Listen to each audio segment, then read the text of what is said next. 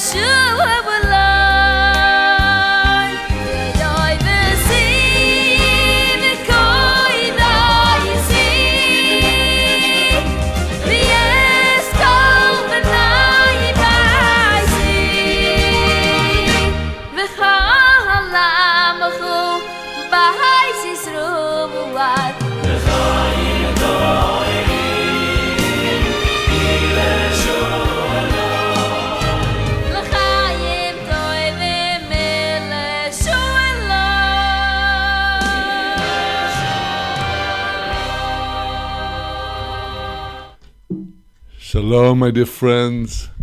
Shalom. Today, the 26th day of the month of Iyar of the year 5777, corresponding to the 22nd of May of the year 2017. And today is a most significant day. This is the 50th anniversary of the outbreak of the Six-Day War in the year 1967. This took place in that year on the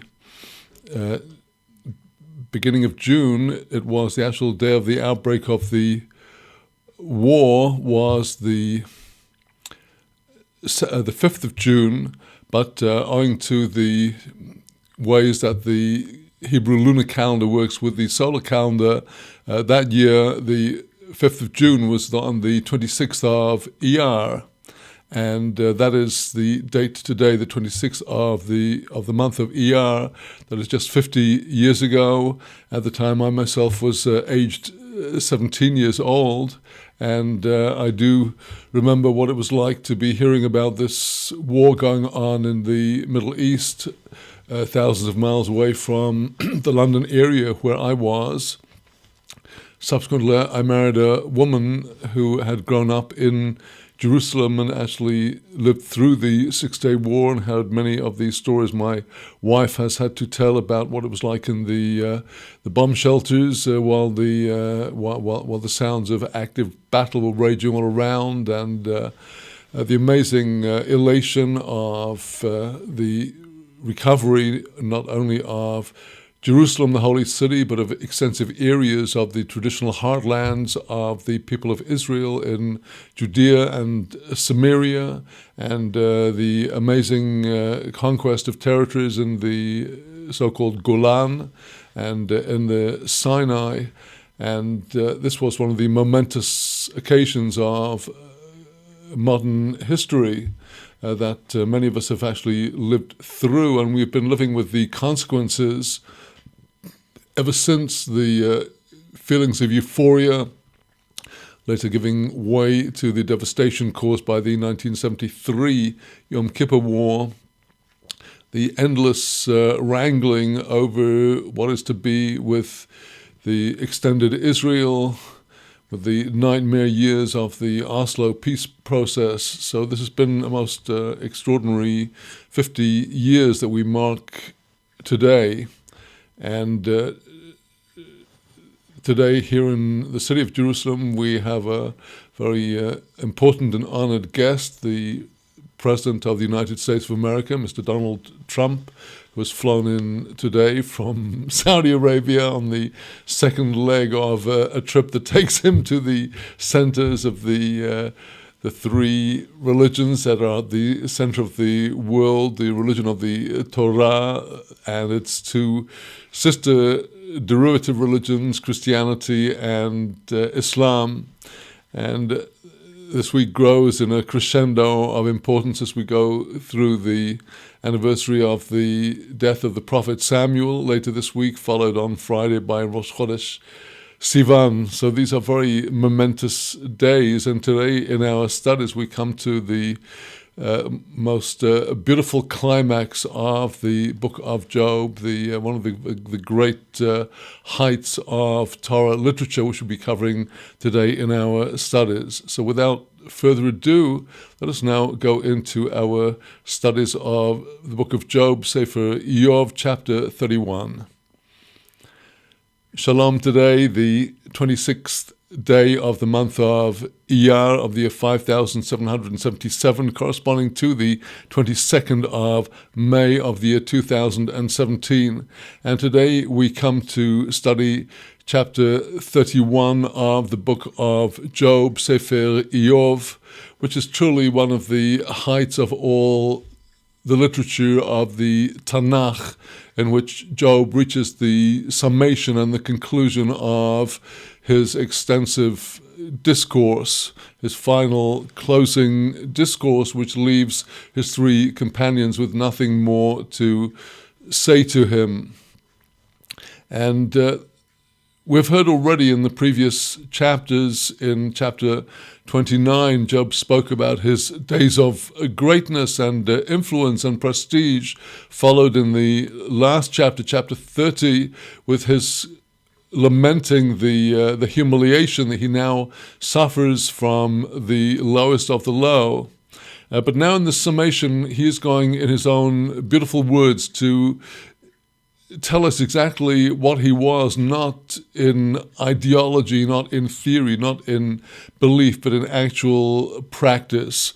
And here is his great testimony to his righteousness, followed by the climactic summation of this discourse in the Hebrew text of Sefer Eov, the book of Job, chapter 31. Which in the Hebrew text follows on immediately from the end of the previous chapter without a break. He had spoken about how all of life is simply leading to this this death. He sees no hope of ever recovering. His skin has become blackened. His bones are dried up and fiery with heat. And as he concluded in the end of the previous chapter, "Vayihi le'ivil kinori v'aguvi lekol bochim." A kinori, this is his harp or his violin. This is the instrument of his soul, has turned into mourning. Vayihi le'ivil kinori. It has become mourning. My kinor, my harp, my violin, ve'ugovi lekol bochim, my pipe turned into the voice of the weepers. And then immediately following on from this in the Hebrew text, now Job affirming his righteousness, beris korati le'enoi, umo es bonen al besulo. Bris, a covenant, korati la'ainoi. I forged a covenant le'enoi to my very eyes. Umo es bonen al betulo. For what purpose would I think twice? Would I contemplate? Would I put my thoughts al besulo, even over a virgin? Now here Job is expressing the very essence of the holy covenant that was given to all mankind at the time of the flood. The covenant extends to our purity in relations with members of the other sex and all relations that are bound up with physical intimacy. And it was only Bil'am who in the time of Moses loosened the reins and gave the advice to the enemies of Israel to send forth their daughters to entrap Israel. But the code of moral purity, which is encompassed in the word bris, the word covenant, applies no less to all the nations under the Noahide code than it does to the people of Israel. It's enshrined in the Torah, in the chapters of the portions in the middle of Leviticus, the portions of Ahremot and of Kedoshim, which speak about moral purity. And here Job is telling us, bris korati le'enoi, I made a covenant with my very eyes.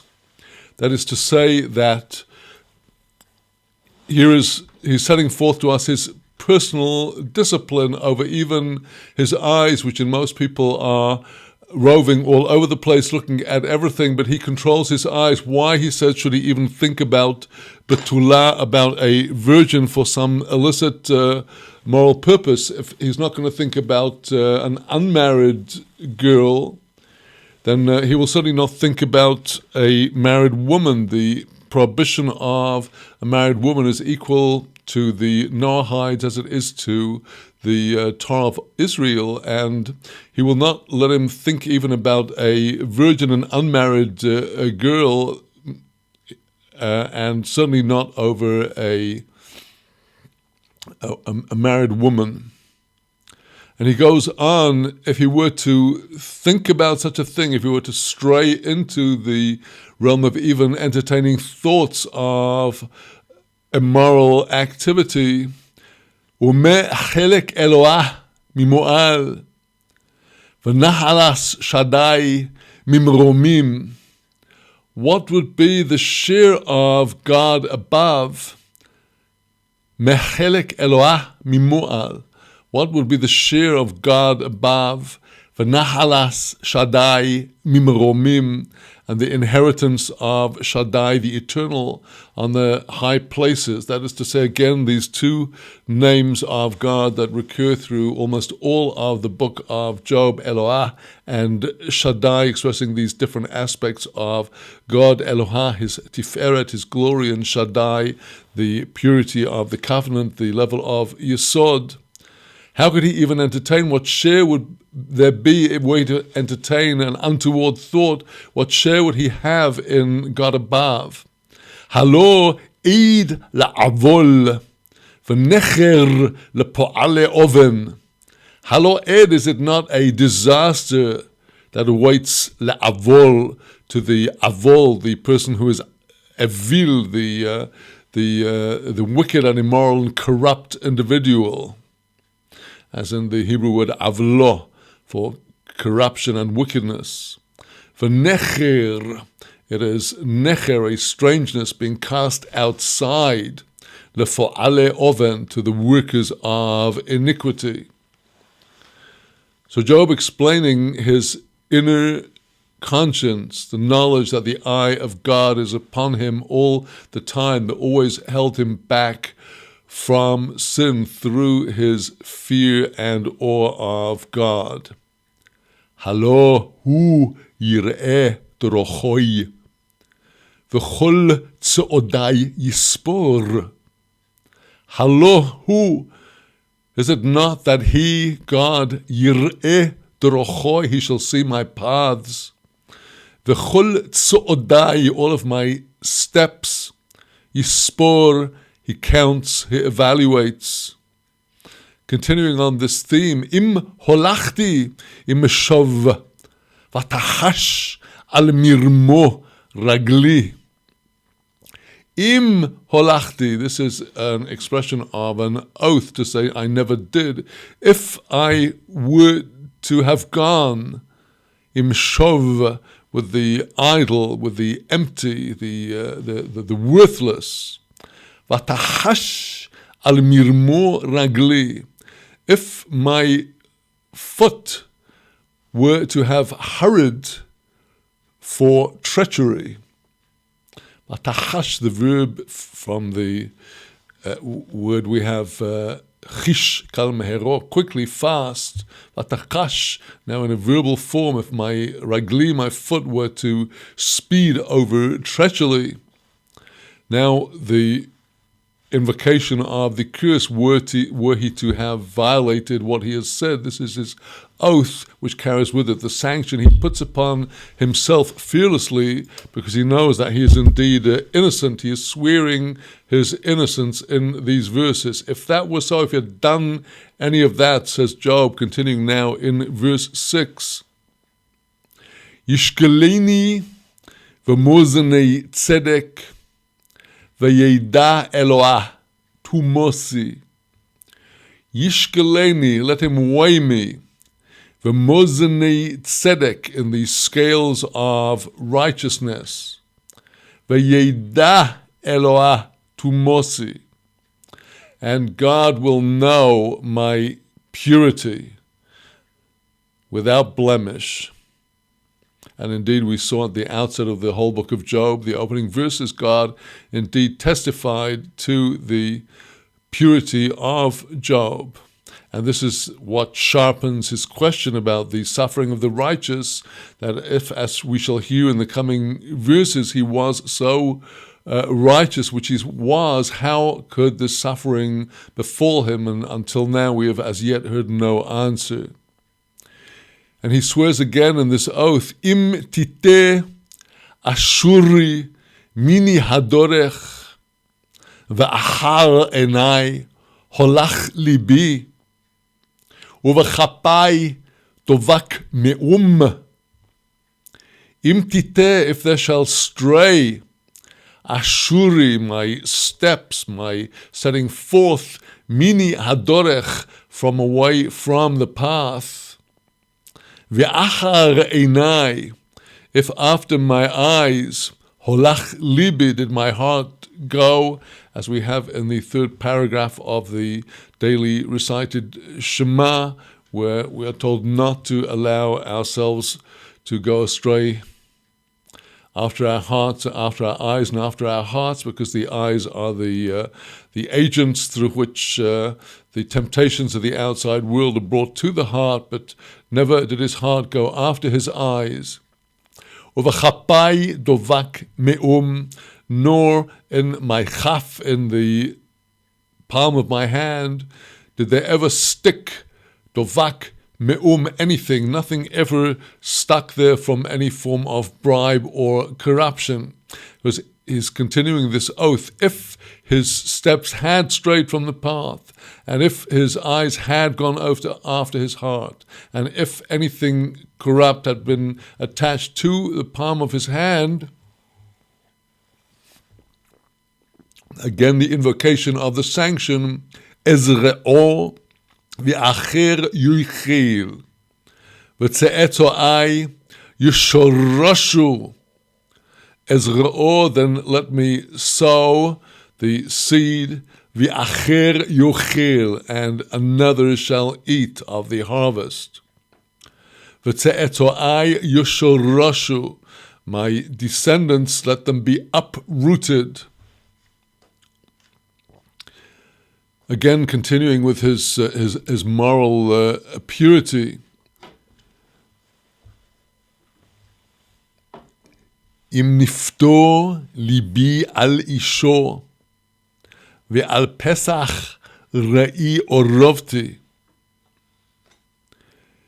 Im nifto libi, if my heart were tempted, al isho, over a woman, that is the wife of a man. Ve'al pesach ra'i orovti, if by the opening of the house of my fellow I laid in wait, looking out for opportunity.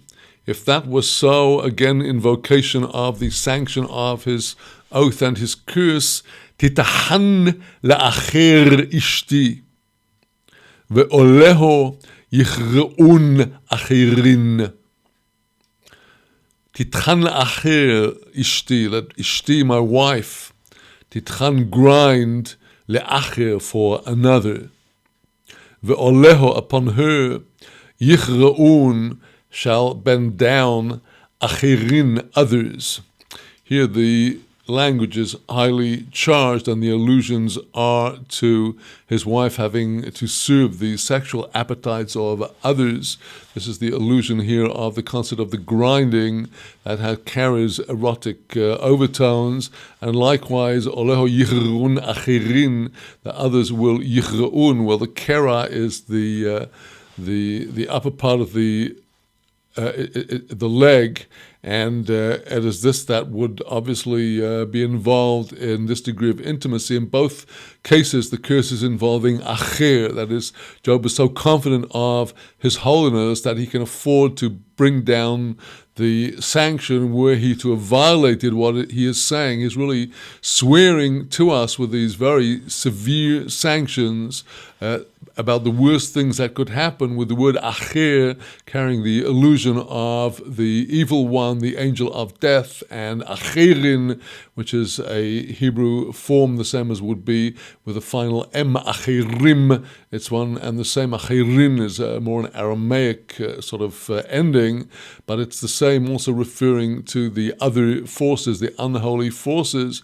Why does he call down upon himself these terrible sanctions were to have violated, going on in verse 11?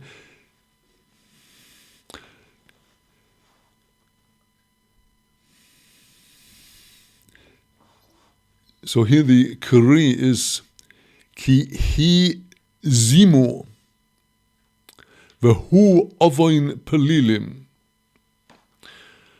We shall simply follow the simple meaning of the text without trying to discuss the strange switch around of the genders of the pronouns in the Hebrew from the kri to the ketiv.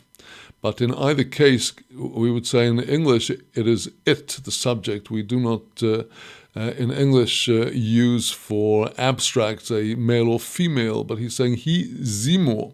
This would be zimor, the ultimate kind of treachery against God, the worst kind of denial of God. Vehu ovoin plilim. This would be a sin of the judges that would have to be punished by the forces of judgment because of its severity. Continuing to express this severity in verse 12, Ki eish hi ad avadon tochel, uvachol tevuosi sorshoresh. Ki eish hi, for that would be a fire. Ad avadon, until destruction, tochel, shall it consume.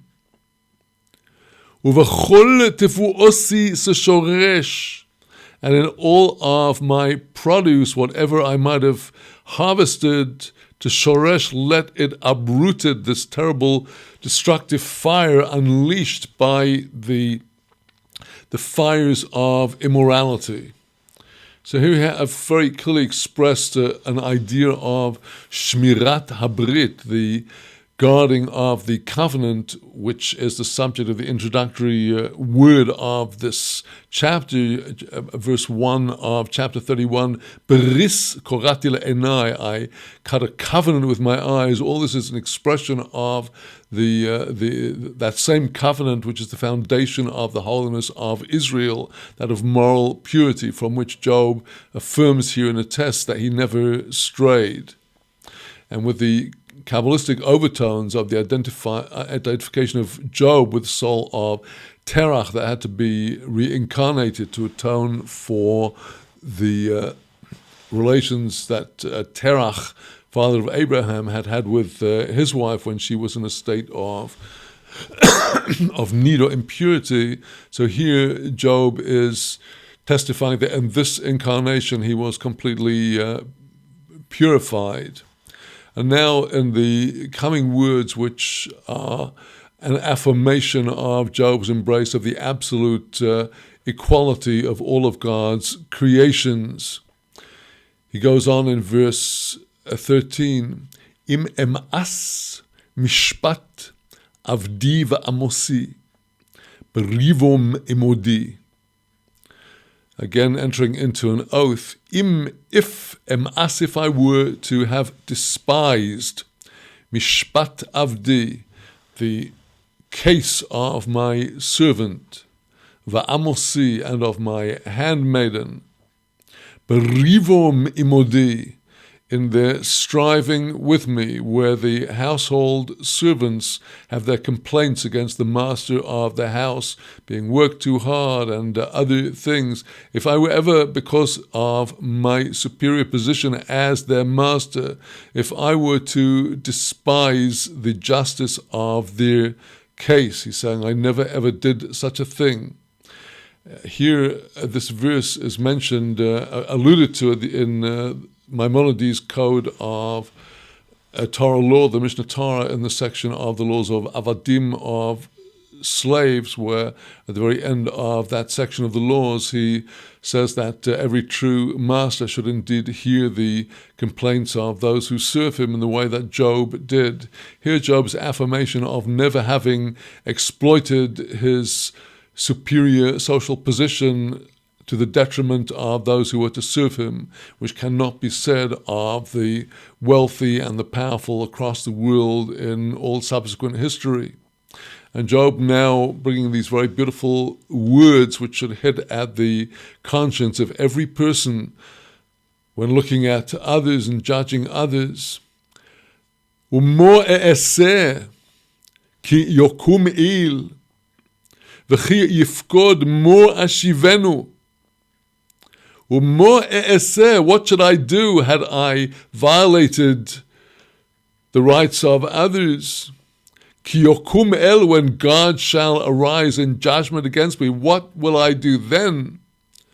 V'chi yifkod, when he will visit my sins with his requites, his punishment, were I to have deviated, more ashivenu, then what would I answer him?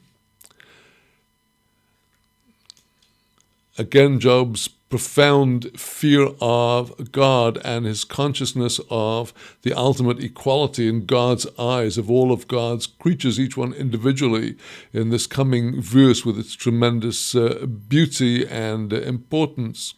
Halo, vabeten, oseni, osohu, vayichunenu, borechem, echod. Halo, is it not?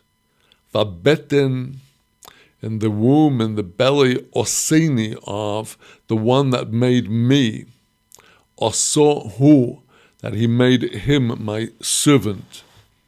We come from one womb, from one belly, that is the mother of all creation, the level of Bina, the mother of the children, as represented in the womb of every woman, mother in the world. It's all in one womb.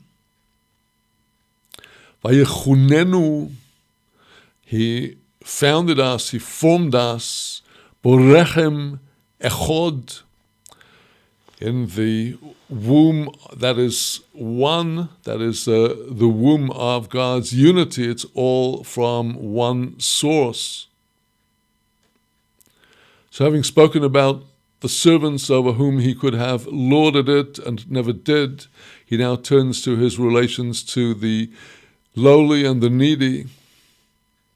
Imemna mechifetz talim ve'eni almono achale.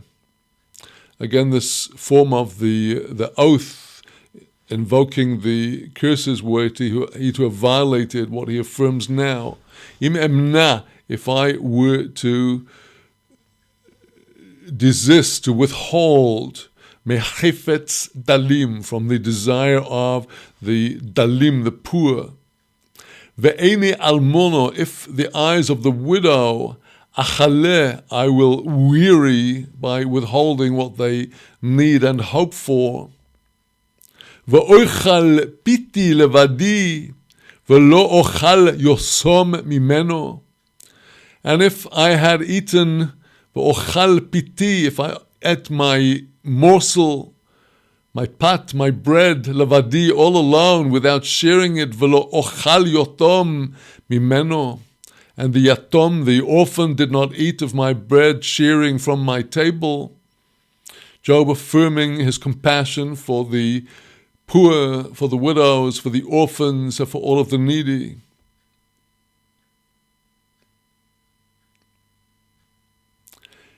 And he continues, Ki min orai gedelani cho'ov umibeten imi anecheno. Now affirming his own righteous way, which he had embraced and developed from his earliest days. As this pathway, verse 18, Ki min orai, from my very youth, gedelani cho'ov, he raised me like a father. That is to say, this noble quality, as Rashi explains on this verse, this kisharon, it is this attribute and positive character trait, this pure character trait, this is what raised me like a father. Like a father, as Rashi says, which raises and teaches a person, so justice taught me in my heart from the days of my youth. Umibeten imi ancheno, from the very belly of my mother, this habit have I followed and cultivated. Continuing now with his compassion for the needy, again in this form of the oath, im er'eh oved mibli levush ve'en ksus lo evyon.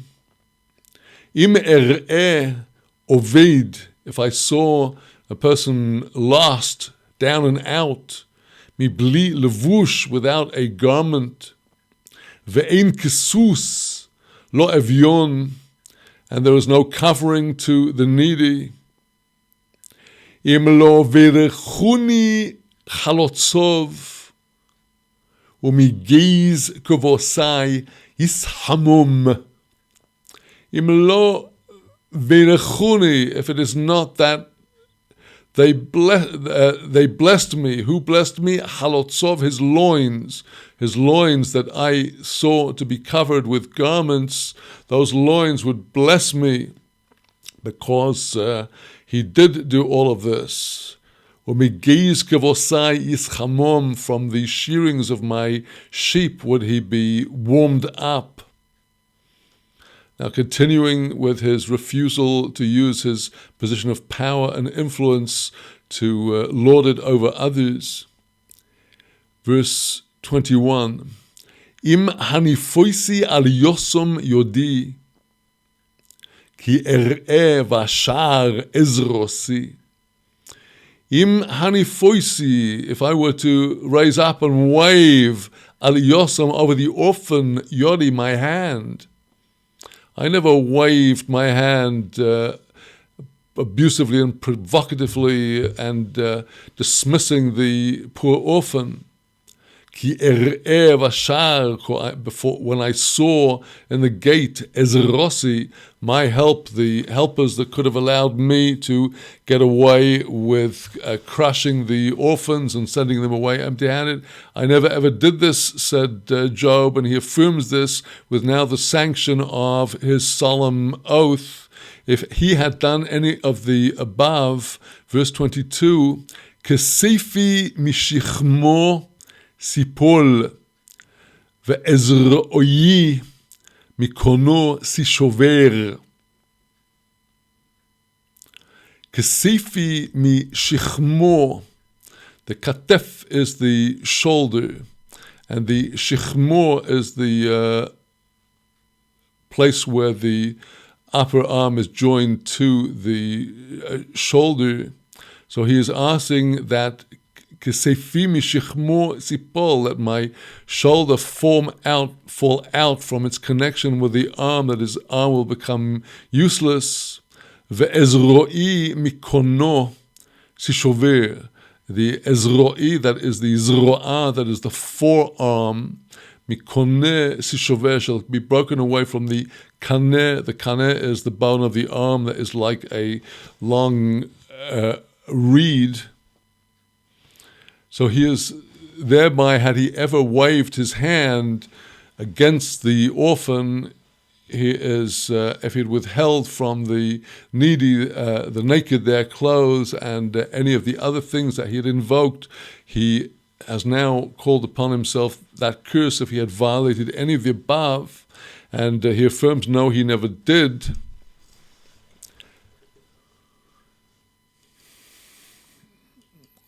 So it continues now in verse 23. Ki fachad elai eid el, umise'iso lo uchol.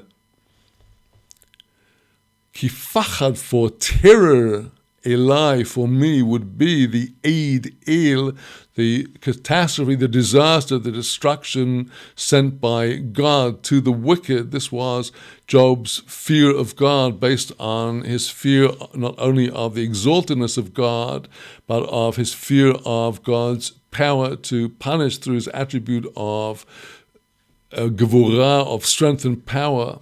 Umise'isoi, from out of God's se'is, his elevation, if God were to reveal the full power of his vindictive anger against a sinner, from this se'is, from this expanded anger, lo uchal, I'm not able to bear this. And now continuing with his enumeration of his pure traits, that he had never any interest in lucre, in magnifying his wealth, continuing now in verse 24. Im samti zohov kisli, velakesem omarti miftachi. Im samti zohov, if I ever placed gold, kisli, as my source of reliance. The kesel is the flank of the body, adjacent to which are the kidneys, which in the biblical psychology are considered to be the source of etzah, of counsel.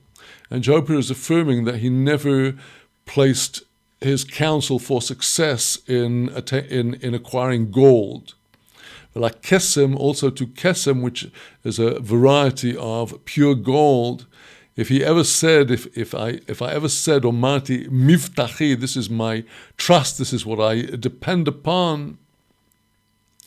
Continuing now, im esmach ki rav cheli v'chi chabir motz'o yodi.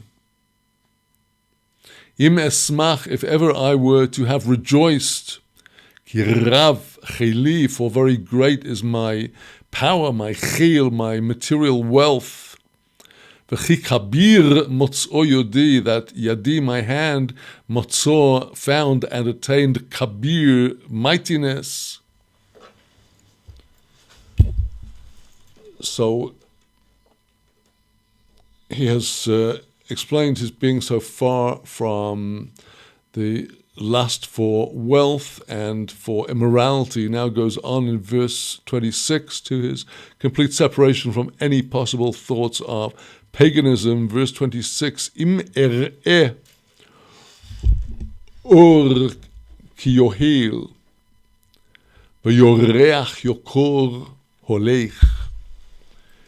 Im er'eh or, if I ever saw the light of the sun, ki yohil, when it shines forth like a halo, v'yoreach yokor holech, if I ever saw the moon going forth in her glory, the glory of her beautiful light, vayift basiser libi, vatishak yodi lefi. If ever vayift basiser libi, my heart basiser, in its secret place, vayift, if it was seduced to idolatry when witnessing the glory of the celestial beings, the sun and the moon. In the times of the Bible, the world was filled with cults of the sun and the moon, and Job here affirms his complete separation from any pagan idolatrous thought. Vatishak yodi lefi. Vatishak would be from the Hebrew root nashak, that is to kiss or to touch. Yodi, if my hand were to touch my mouth. That is to say, if he even entertained the slightest thought in his heart of idolatry, but he put his hand to his mouth not to get it out in the perception of the Bible, we see that idolatrous thoughts and projects are associated with secrecy when entertained by somebody who's expected to be a pure monotheist. And Job is expressing the complete purity of his soul on the level of thought as on the level of action. He never ever was seduced, he affirms, to any kind of pagan idolatrous belief in the sun of the moon. Gam hu avon pelili ki chehashti lo il mimual. Gam hu, that too would be avon pelili, a sin that is criminal. Ki chehashti, for I would have denied lo el mimual, to the God that is above. Job in no way swerves from the monotheism that had been handed down from Adam to Noah, and from Noah to the chain of righteous, both in Israel and among the nations that came afterwards. Continuing with his purity of thought and intentions, verse 29, Im esmach befid mesani Vis'orarti ki metzo'o ro. Im esmach, if I were to rejoice, befid mesan'i, at the destruction of the one that hates me. Vehis'orarti, and I got stirred up, ki metzo'o ro, I was aroused because ro, evil, caught up with him, found him in the end. Job affirms he never rejoiced over the misfortunes of his enemies. V'lo nosati lachato chiki, lish'ol be'olo nafsho. V'lo nosati lachato, I never gave over and permitted to sin, chiki, my palate, the source of the words of my mouth, lish'ol be'olo nafsho, to request in prayer be'olo, with a curse, nafsho, his soul, that God would give that enemy of Job over to vengeance.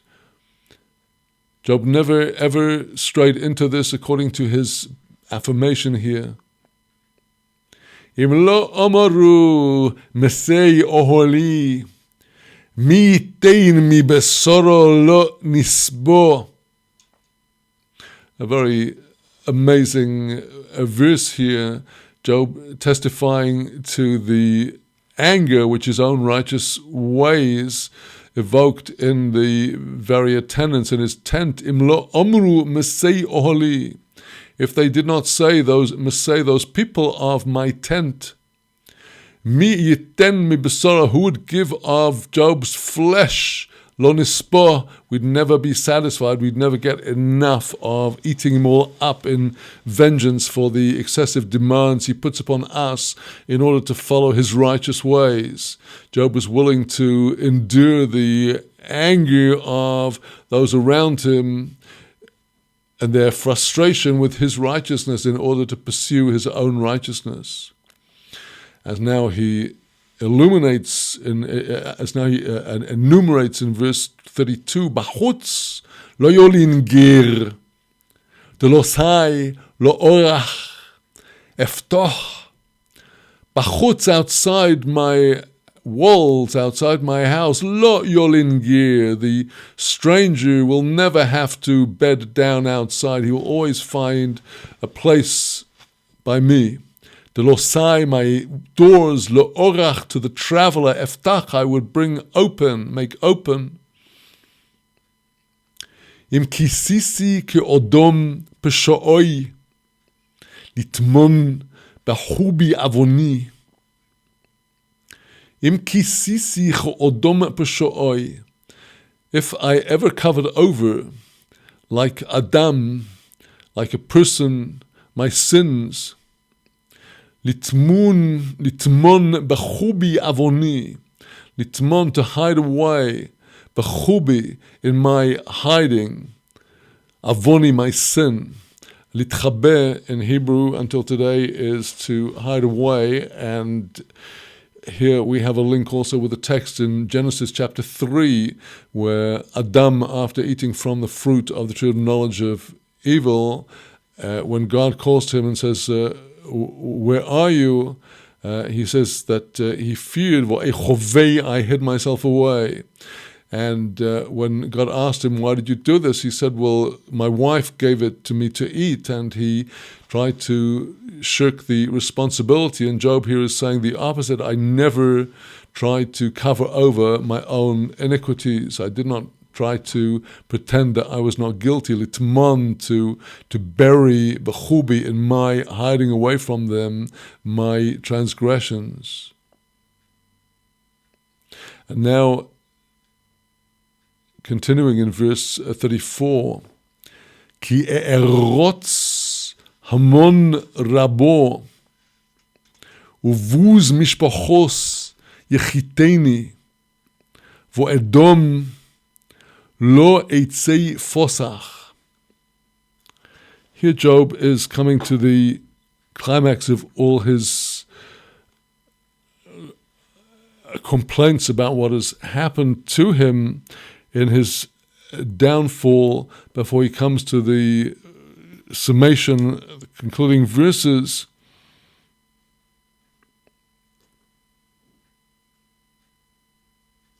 So he says in this verse 34, Ki erotz hamon rabo.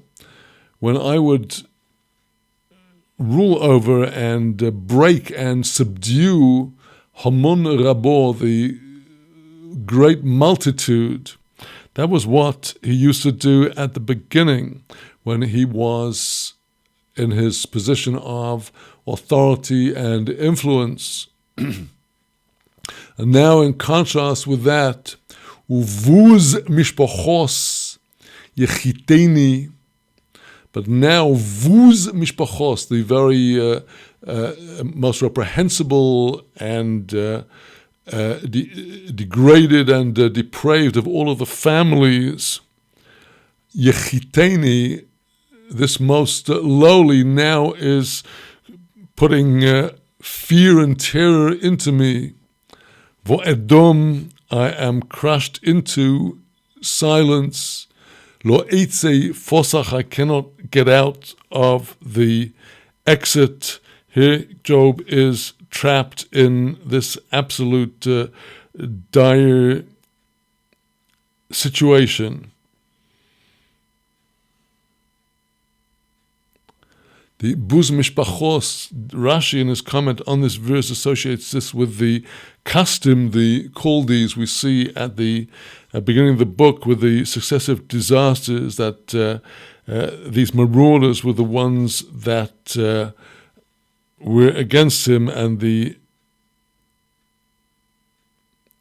in Isaiah chapter 23 verse 13, Isaiah describes the custom, the Chaldees, as a people that never was. They were considered the most lowly, and these were the people that were among Job's oppressors, and now he's in terror of them. And after all of this lengthy affirmation, now in these most poignant words at the end, here is Job, who is the world's archetype of the suffering tzaddik. And here Job is now going in these very poignant words to say, well, if only somebody were to actually write his book.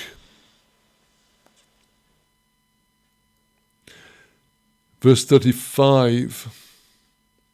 Mi yiten li shomea li hen tovi shadai ya'aneni v'sefer kosav ish rivi.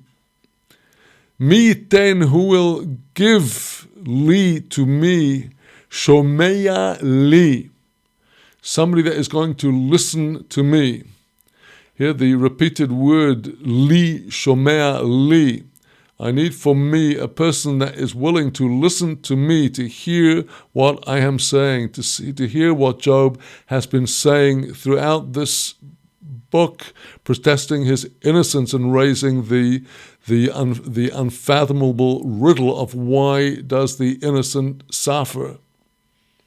Hen tovi shadai ya'aneni. Hen, indeed, tovi, here one pshat, one explanation of this word would be that it's related to the word tava, desire, in which case Job is construed as saying, it is my desire, as he's expressed again and again previously, my desire is, says Job, Shaddai ya'aneni, let Shaddai, the eternal God, answer me. V'sefer kosav ish rivi. Literally, the Sefer, a book, has written the Ish Rivi, the man that is of my conflict, the man that is in disputation with me. That is to say, Job here is requesting a fair hearing, and that even if the one that is against him, his prosecutor, has arguments, let them be set forth clearly against him. He wants it all to be laid out to get to the bottom of this conundrum. He has heard no answer. And indeed, he is here implying that he wants this book to be written. Other commentators on the Hebrew word tavi, related to the Hebrew word tav, which is a note or a mark or a sign. And Job wants it all to be written down and laid down in writing, and indeed it is. And here we have it, which adds the beautiful significance to the coming verse, the words of Job in verse 36. Im lo al shichmi esoenu, andenu atoros li. Im lo, if not, shall I al shichmi, upon my shoulder, esoenu, I shall bear this book. Job, so confident of his vindication, is willing to have it all written down in the book. And indeed, this is the book that we have in our hands, the book of Job, Sefer Iyov, where Iyov is telling us what pride he takes in his vindication through the writing of the book, where all will be laid down. He has said in verse 35, if only he would have one to listen to him, and it will be marked down. The mark of Shaddai will give him his answer, that it will all be written in this book. And then he says, surely it shall be. Again, this expression, which is one of shivu'ah, of an oath in Hebrew. Im lo al shichmi, surely I will most certainly upon my shoulder bear it. You watch and see if I won't take it on my shoulder. You'll see how proudly I will bear this book. Andenu, ened is an ornament. Atarot is crowns. So Job will wear this book as his ornament, his testimony to all mankind, which indeed Sefer Iyov is, that he is indeed the suffering tzaddik. And in the next sections of the book, we shall hear the profound replies to Job, which finally leave him in silence and satisfied with the answers. So continuing now with the summation of his affirmation of his righteousness. Mispar tzo'odai agidenu, kamo nogid akorvenu. Mispar tzo'odai, the number of my steps, agidenu, I shall tell it forth without shame to the person that is writing this book, to the person that is arguing against me. I shall tell him all the very number of my footsteps, every single detail. Kamo nogid,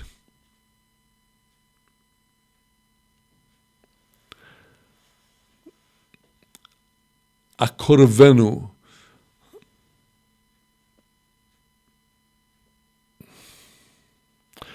Kamo nogid, a nagid is a mighty prince or a great minister.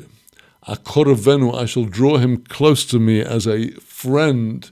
This person that is writing my book, that is presenting the arguments against me, so confident I am of my vindication.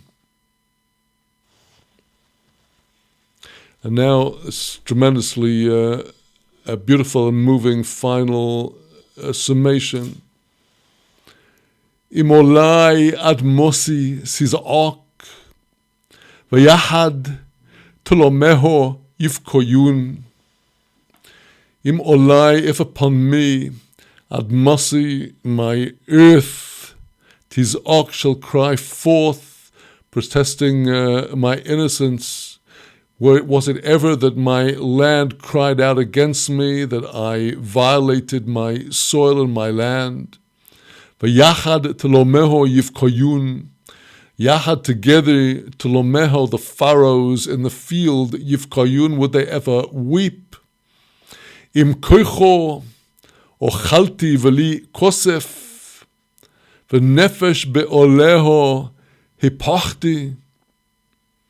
Im koicho, if the koach of the adama, of the earth, ochalti v'li kosef, did I ever eat anything that I had without money, without silver, without paying for it? Never did I take anything unjustly and improperly. V'nefesh be'oleho hipochti, the soul of her masters, the owners of the land, did I ever cause them mapach ruach, disappointment, through depriving them of what was due to them?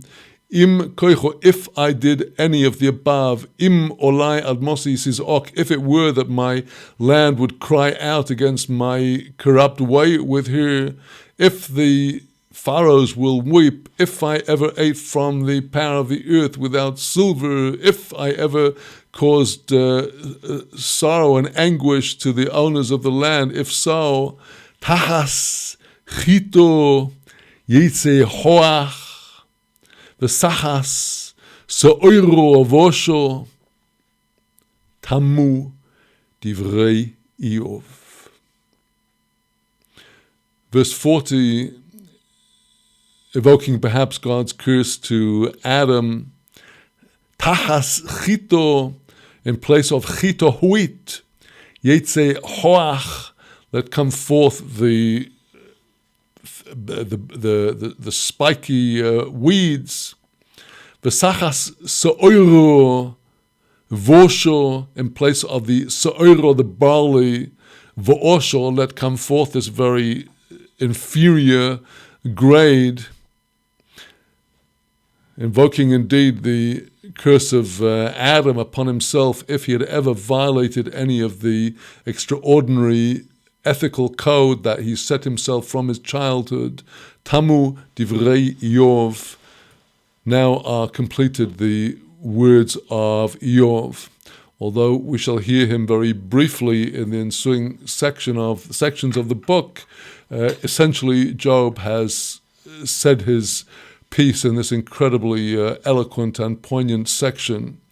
And with that, we conclude a major section of the work, ready to move on. Job has already told us that his main goal in life was the acquisition of chokhmah, of wisdom, and this was his goal, the wisdom and the knowledge of God. And we now, in the ensuing sections of the book, will be ascending to even higher levels of wisdom as we come to the addresses of Elihu bar Barachel, who will take Job and his companions to task in detail over what they have said, and to give answers that, if we shall plumb them with God's help, we shall find higher levels of wisdom to accept and believe in the ways of God's providence, opening us up, when we will come to chapter 38 of Job, to the the highest flights of biblical eloquence and beauty in God's address to Iyov out of the whirlwind, leading to Job's finally being completely satisfied that he has his answers, which we shall find if we will search diligently in the coming chapters, and leading to Job's final restoration at the end of Sefer Iyov. So with that, my friends, we conclude today's very amazing study in the book of Job, and we'll take a short break. We've gone quite a time with our Tanakh studies over this lengthy and very beautiful chapter, and we will still take time, God willing, for returning to the Mishnah in just a few minutes. See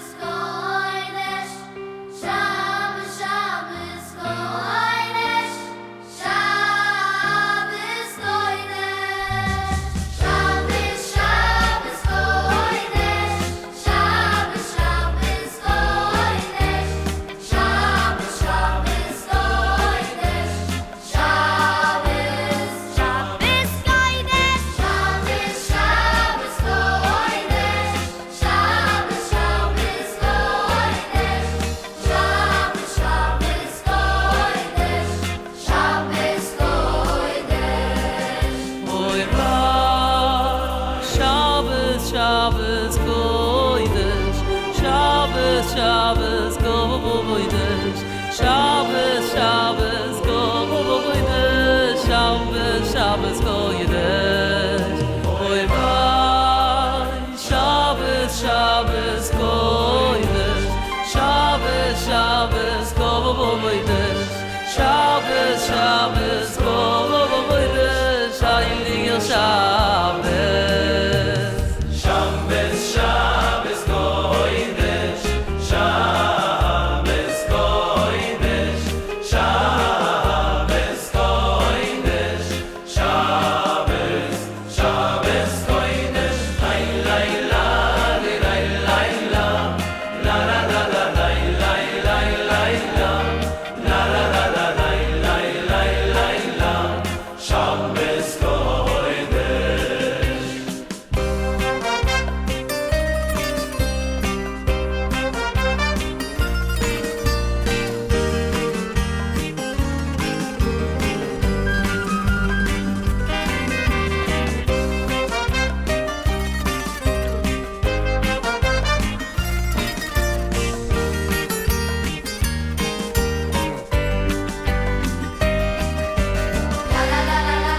Shabbos Kodesh, ya la la la la la la, Shabbos Kodesh, ya la la la la la la, Shabbos Kodesh, Shabbos Kodesh, Shabbos Shabbos Kodesh, Shabbos Shabbos Kodesh, Shabbos Shabbos Kodesh, Shabbos Kodesh, Shabbos Shabbos Kodesh, Shabbos Shabbos Shabbos Kodesh, Shabbos Shabbos Kodesh, Shabbos Shabbos Kodesh, ya la la la Shabbos, ya la la la la la Shabbos, ya la la la la la Shabbos, Shabbos Kodesh.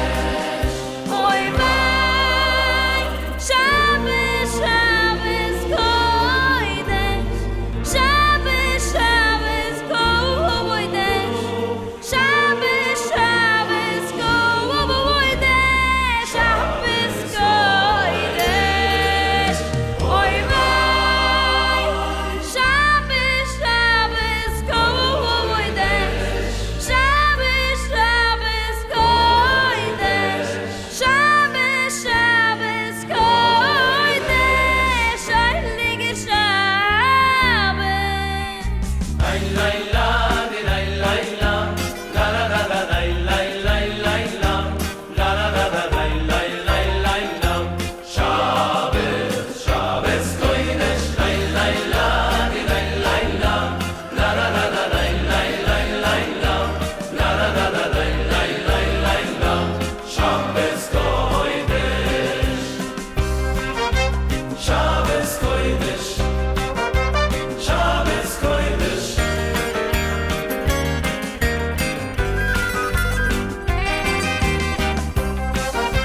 Shabbos, Kodesh. Shabbos, Kodesh. Shabbos Kodesh. Shabbos Kodesh, Shabbos. Shabbos Kodesh.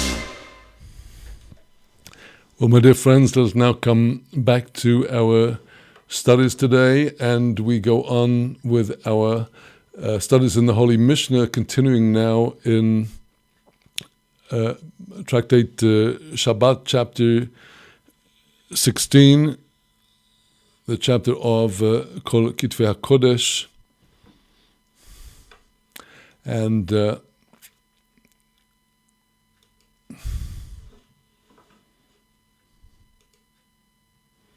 we'll just take a moment to get things set up here for our recording of today's Mishnah class in MP3 format. You'll give me just a moment to do this.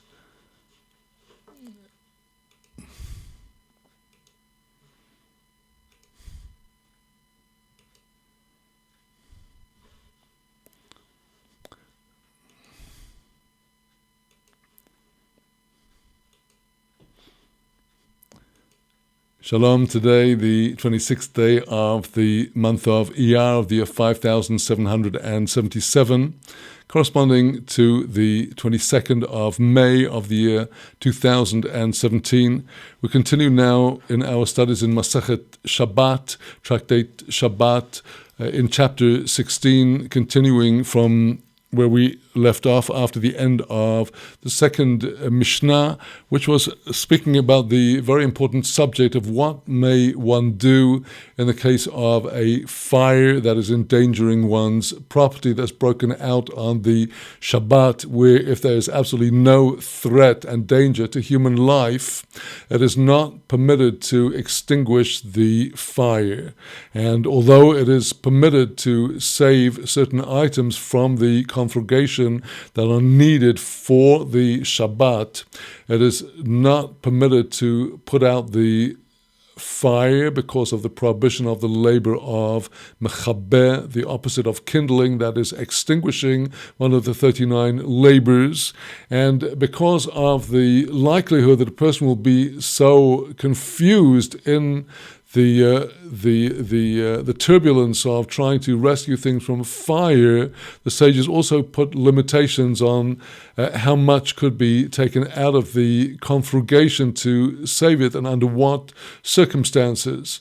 So coming now to the third Mishnah, which is following on from the previous Mishnah. Mishnah Bet, the second Mishnah, had told us that at any point on the Shabbat, according to the majority view of the sages, one could only take out enough food that would be usable for the remainder of the Shabbat. One may not on the Shabbat start trying to save extra amounts of food for after the Shabbat. That is the Gezerah, the decree of our sages. So following on now in the third Mishnah, the Mishnah tells us, Matzilin sal molei kikorois.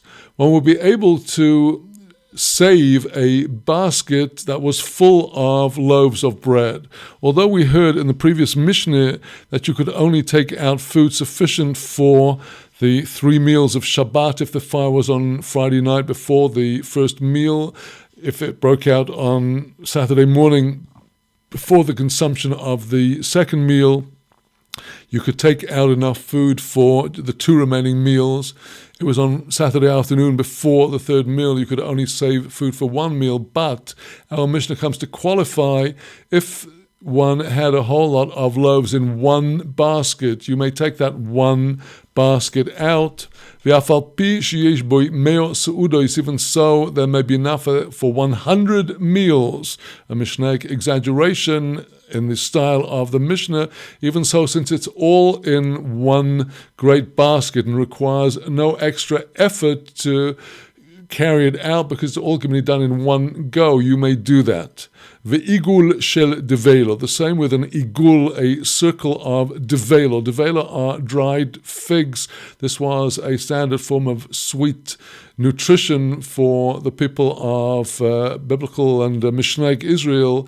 Devela is a kind of cake of figs that have been allowed to get mashed into one another, and they are now in this cake-like igul circle. You could take out the whole thing. This could be something of major size, weighing probably several kilograms of these dried, squashed figs. You could take the whole wheel out.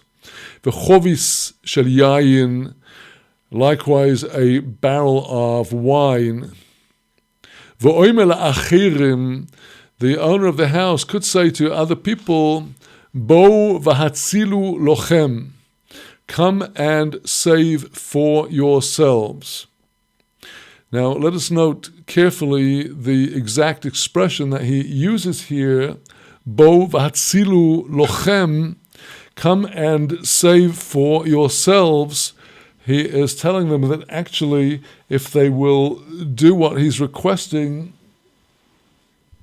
and salvage some of these items, even though it may be too much for him to carry out himself, if other people come, they will also be able to start taking out things from the conflagration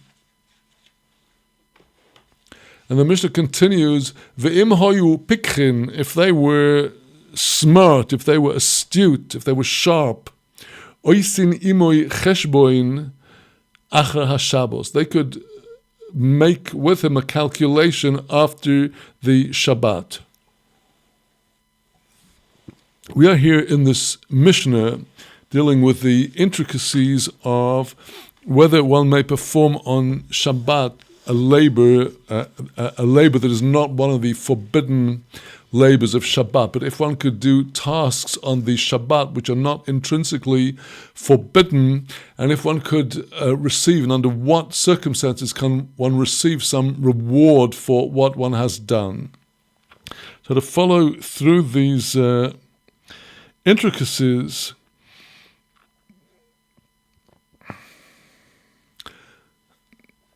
our commentators explain here that if the people who helped salvage the items, who basically, hearing there's a fire in town, have come running to see if they might be able to help, but this is not what any of them would have wanted to do on their day of rest, to start having to save things from a fire. So if this did indeed happen, are they or are they not entitled to ask for some kind of reward for the work that they are doing? Here people are running into the conflagration and saving whatever they can, each one as much as he's allowed to save. And our commentator Bartanura says that these people who are helping to save the items, they know that even if they were to request a payment, some kind of wages that would be coming into workers, were workers doing this on the Shabbat, there's no forbidden labor here. This is just saving things that are allowed to be used on the Shabbat. This is not called the wages of Shabbat. There will be no prohibition in accepting financial or other recompense for doing this. The reason being because they didn't come along initially expecting some kind of reward. They did not enter into this demanding wages. They didn't strike a deal with him before they started saying, you're going to pay us. But at the same time, the Mishnah continues, they may make a cheshbon, a calculation with him after the Shabbat. That is to say, we are dealing with God-fearing people here. These people have come to save items from the conflagration. They are observers of the Torah, and they know that actually whatever they save, according to the law of the Torah, belongs to themselves. That's why the Mishnah, in its locution that it put into the mouth of the owner of the house, who's saying you can go in and save it for yourselves, because he knows that whatever they save is really what we call hefker. It is ownerless property. It is something of value that has no owner, because once the house went up in flames, the householder knows that all is lost unless somebody will quickly get in there and do what he himself could not do and save whatever can still be salvaged. That means that the things that they save have the halachic status of hefker, which is ownerless. They no longer belong to the balabai, to the owner of the house. And whatever these people have saved, this actually halachically belongs to them. But they know that the Balabayit would really like to salvage what is from his house for himself. They do know that, and they don't want to benefit from what really did belong to the owner of the house, because they know that he did not abandon his property out of his own will. He was forced to because of the fire. On the other hand, they also feel that to have gone to all this effort to salvage the items from the house and to do it all for nothing is also not so satisfying for them. And that's why they do take some reward. That is to say, they're entitled to take some portion of what they have saved. And that is why the Mishnah describes these people as being pikchin, as being sharp-minded, as being smart and intelligent, because these people understand the intricacies of these laws of what belongs to them and what they can take in terms of recompense on the Shabbat, and what they're entitled to take for the trouble they've gone to, even if they don't want to deprive the house owner of all of his possessions.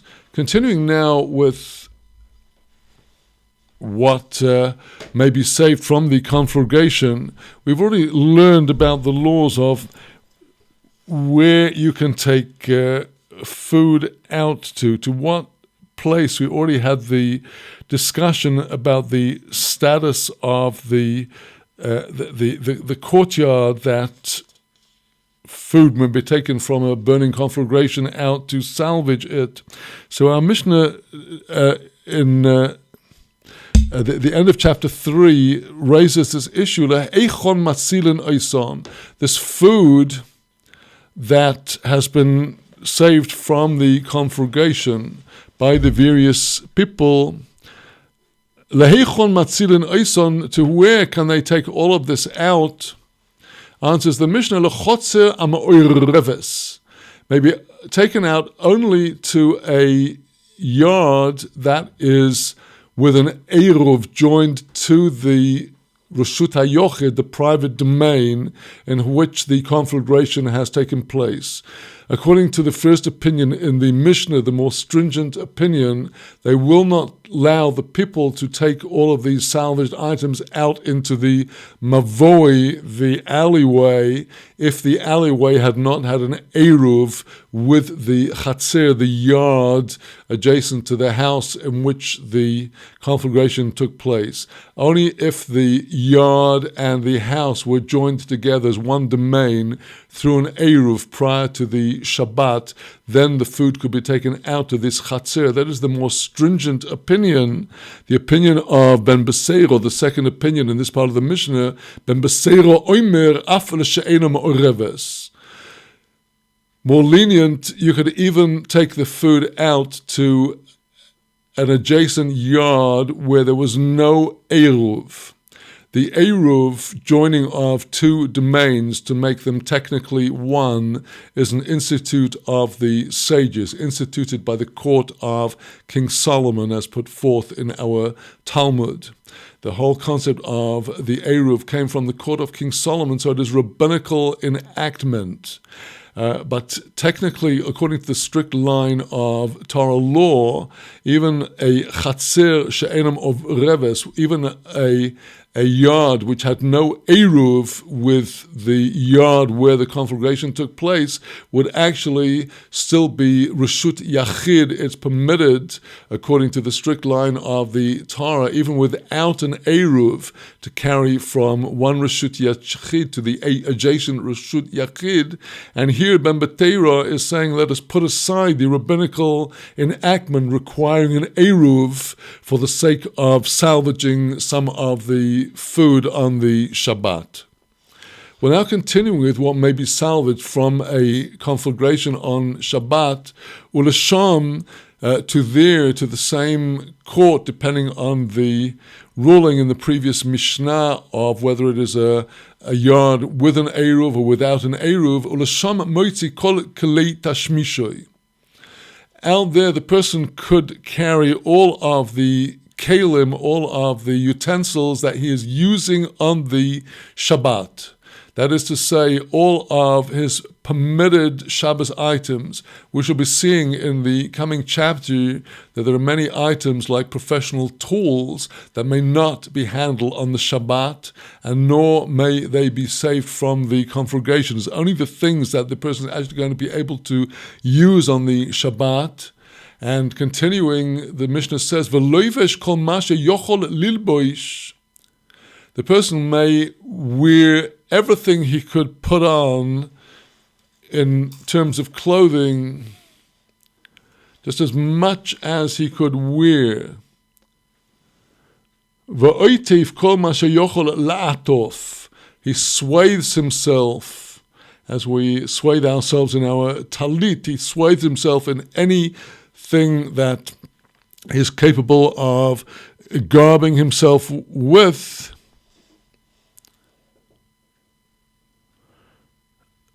Rabbi Yosef Omer, Shmono Osor Kelim. The opinion of Rabbi Yosef is more stringent. There's only 18 garments that a person is allowed to be wearing in salvaging from the congregation. So these 18 garments are set forth in the Talmud, the 18 basic garments that a person might have been wearing. The Sarbal Elyon, the top coat, Malbush Molomoch, a padded, insulated garment for warmth, Hagor Rachav, a wide belt, the Beged Sav Katzar, this would be some kind of underpants, the Chaluk, the shirt or the tunic, the kova and the mitznefet, the hat and the turban, the min olayim, 2 shoes, bote shukayim, 2 socks, stockings, bote yodayim, 2 gloves, redidim leznagev, these would be handkerchiefs or cloths for drying oneself with. Talis koton, the small talit, and the suda shebetzvoroi, the scarf around his neck. This would be the complete array of garments that would have been worn in those Mishnaic times. And continues our Mishnah about this process of salvaging garments. V'choizer v'loivei shumoitzi v'oimel acherim bo v'atzilu imi. She goes back and he can back inside after he's taken out the first lot of clothes and put them outside. He can take them off outside, go running back inside to put on a new set of clothing. Unlike in the case of the food, where the food items he could only salvage a limited amount, we allow him to salvage more clothes, and the reason being given for this is because if he's got to put on all these clothes while he's inside, during that he will remember that he's doing this in a way that is permissible on the Shabbat. He will remember that it is Shabbat and will not come to save things that he's not allowed to save or to try to put out the fire. In the case of the foods where they're in the house ready for eating because they've been prepared from before the Shabbat, he might easily, in taking out load after load, forget that it's Shabbat and he'd come to extinguish the fire. With the clothing, because of delay, it takes him to actually wear the clothes. He's not so quickly going to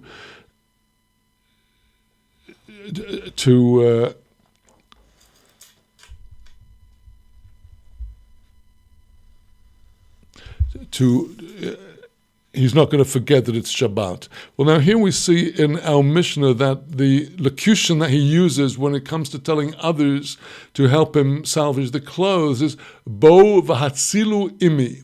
Come and save with me. In the previous section, speaking about saving of food, it says, Hatzilu lochem. Take it for yourselves, because you well know that this is essentially hefker, ownerless, because without you, basically the property is lost. Here he says, save it with me. And the commentary of the Baal Tanura explains the reason why the difference of the locution between if it's food or garments is because if it were food they were trying to save, it could be that the people who come along to save it can only save less than the owner of the house. If the owner of the house had not yet eaten the Shabbat meals and they had eaten one of them, he could save for 3 meals, they could only save for 2. When it comes to the clothing, the Mishnah is telling us that it makes no difference. They can go in and out, and save as much as they possibly can. So with that, we conclude the 4th Mishnah of chapter 16 of Tractate Shabbat. And with that, my friends, we are concluding our studies for today. And as you know, we have no study scheduled for tomorrow, Tuesday. We will, with the help of God, be continuing with our studies on Thursday of this week, continuing in Sefer Iyov with the coming most wonderful and deeply inspiring passages of the orations of Elihu bar Barachel, and continuing with some very important laws about Shabbat and the continuation of chapter 16. With that, my dear friends, I wish you shalom from the holy city of Yerushalayim, and blessings today, the 50th anniversary of the outbreak of the Six-Day War, a whole jubilee, a day for careful contemplation about where the people of Israel are headed in our land. Shalom from the holy city of Yerushalayim.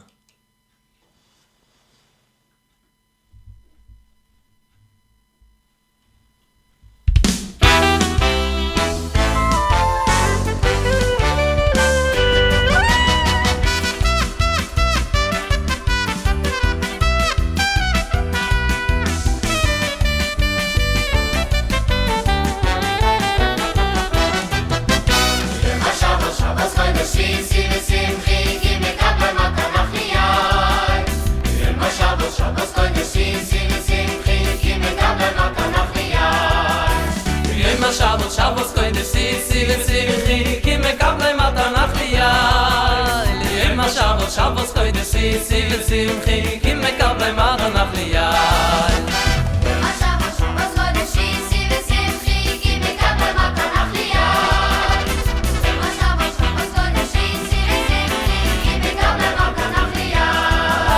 Liyom Shabbos Shabbos kodesh si v'simchi ki mekabel matanach liyai. Shabbos Shabbos kodesh si v'simchi ki mekabel matanach liyai.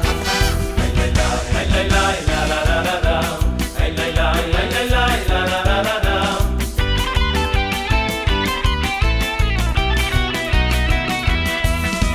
Shabbos Shabbos kodesh si v'simchi ki mekabel matanach liyai. Shabbos Shabbos kodesh si v'simchi ki mekabel matanach liyai. Shabbos Shabbos kodesh si v'simchi ki mekabel matanach liyai. Shabbos Shabbos kodesh si v'simchi ki mekabel matanach liyai. Hey la la la la la la la, hey la la la la la la la la.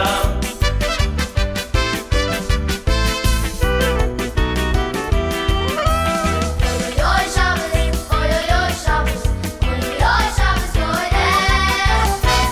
Oy Shabbos, oy Shabbos, oy Shabbos kodesh.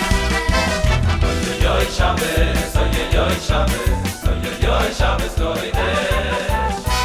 Yoy Shabbos, yoy Shabbos, oh Shabbos kodesh.